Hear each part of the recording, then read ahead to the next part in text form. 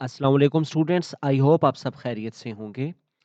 आज का जो हमारा टॉपिक है, ये सामने स्क्रीन पे आप लोगों को नज़र आ रहा है। आज हम लोग पढ़ेंगे सीलिएट्स के बारे में।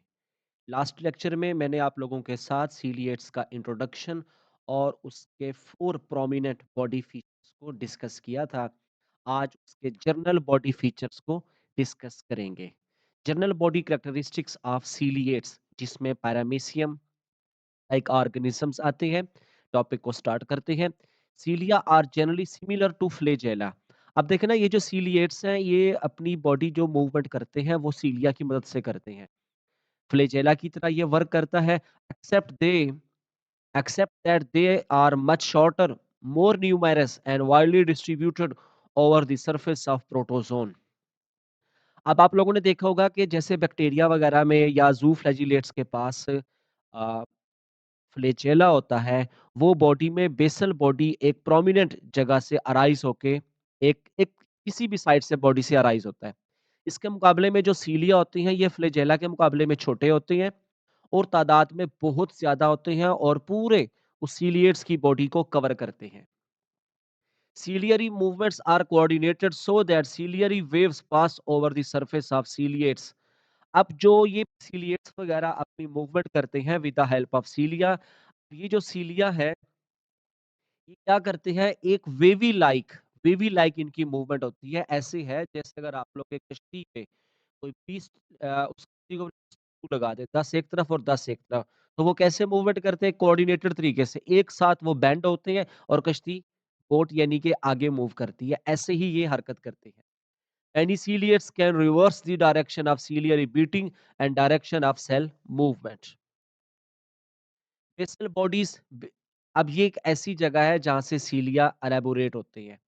बेसल बॉडीज जिसे नेटोस्टोम्स कहा जाता है, नेटोसोम्स ऑफ एडजेसेंट सीलिया और interconnected with an elaborate network of fibres believe to anchor the cilia and give shape to the organisms.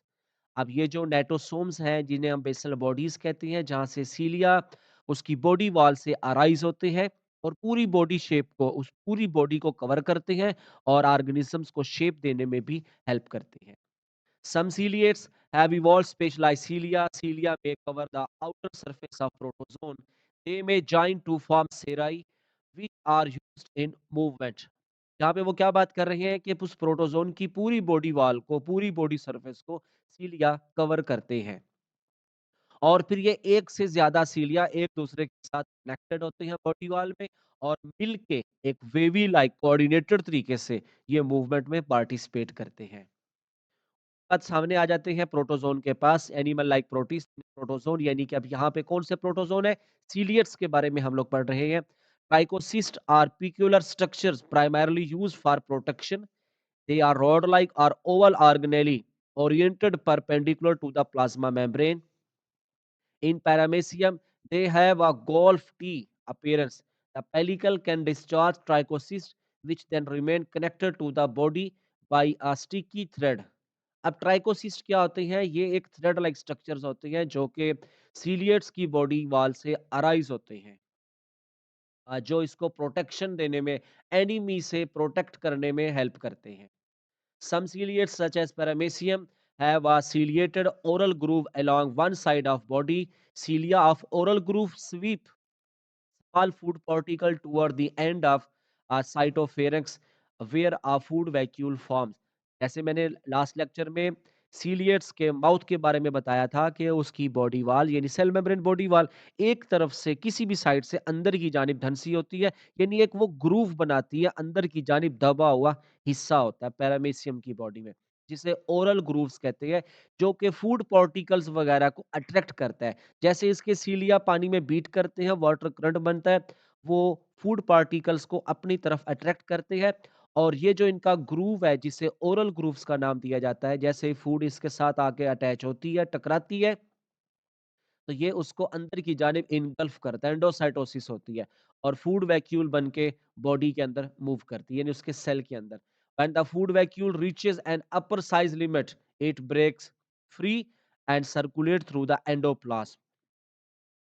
Food vacuole उसके साइटोप्लाज्म के अंदर मूव करेगा, लाइसोसोम आके उसको ब्रेक करते हैं डाइजेशन के बारे में थोड़ा बताता चलूँ। अ, लाइसोसोम आके उसको ब्रेक करेंगे और वो जो स्मॉल पार्टिकल्स होंगे वो एंडोप्लाज़्म के अंदर फ्रीली मूव करते हैं। जिस ऑर्गेनेली ने या जहाँ पर सेल के पार्ट ने उसको यूज़ करना होता है, वो उसे यूज़ करते हैं। Indigestible material is voided either through a temporary opening or through a permanent cytopathy which is found in many ciliates.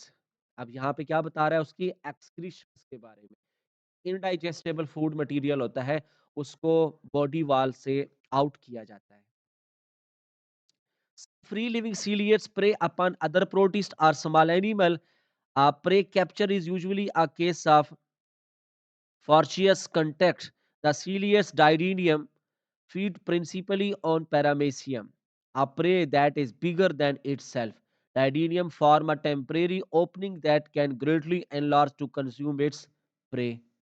अब यहाँ पे किसकी बात कर रहा है कि एक सीलिएट दूसरे सीलिएट्स को अपना शिकार बना के उसके ऊपर अपनी फीडिंग करता है। जैसे डायडीनियम है वो पैरामीशियम को ही क्या कर लेता है, इनगल्फ कर लेता है। Saurians are ciliates that live attached to their substrate. They possess tentacle whose secretions paralyze prey. Often ciliates are amoeba. यहाँ पे वो किसके बारे में हमें बता रहा है, एक दूसरे सीलिएट के बारे में बता रहा है कि जिसकी बॉडी पे टेंटिकल्स होते हैं। सेक्टोरियंस आर सीलिएट्स, ये सेक्टोरियन सीलिएट्स के बारे में बता रहा है कि जो किसी न किसी स्टोनी मटेरियल के साथ अटैच होते हैं और उनकी बॉडी पे क्या होते हैं, टेंटिकल्स लाइक स्ट्रक्चर्स होते हैं। जैसे ही कोई प्रे, कोई फूड पार्टिकल या कुछ स्मॉल एनिमल या कुछ अदर सीलिएट उनकी बॉडी वॉल के करीब से गुजरता है, तो जो टेंटिकल्स हैं वो सेक्रीशन देके अपने शिकार को पैरालाइज करती है। The tentacles ensnare and manipulate prey. The prey and prey cytoplasm is drawn into the sectorion through the tentacles and incorporated into a food vacuole within the protist.